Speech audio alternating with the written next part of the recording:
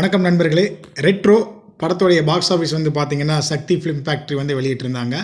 World வைடாக வந்து பார்த்தீங்கன்னா 235 கோடி வந்து பார்த்தீங்கன்னா ரெட்ரோ படம் வந்து வசூலிச்சிருக்கு. ஸோ ரெட்ரோ படத்துடைய பாக்ஸ் ஆஃபீஸ் வந்து பார்த்தீங்கன்னா அதிகபட்சம் ஒரு 250 கோடி வரைக்கும் வந்து பார்த்தீங்கன்னா வசூல் க்ளோஸ் ஆகும்னு சொல்லியிருக்காங்க.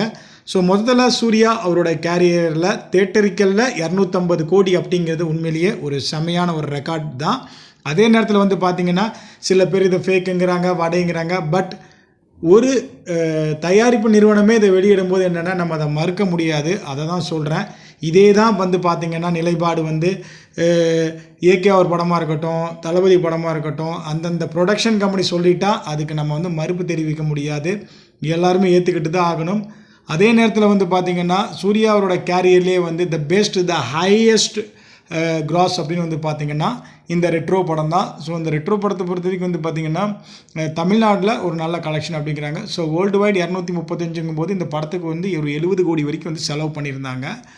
பட் இந்த படம் வந்து பார்த்திங்கன்னா ஒரு 135 crore அப்படிங்கிற மாதிரி முன்னாடி சொல்லியிருந்தாங்க. பட் இப்போ 235 அப்படிங்கும்போது நமக்கு ஒரு டவுட்டாக இருக்குது. பட் இருந்தாலும் தயாரிப்பு நிறுவனம் சொல்லும்போது நம்ம அதை மறுக்க முடியாது.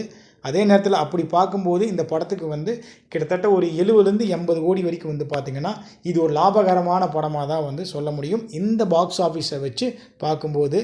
நன்றி, வணக்கம்.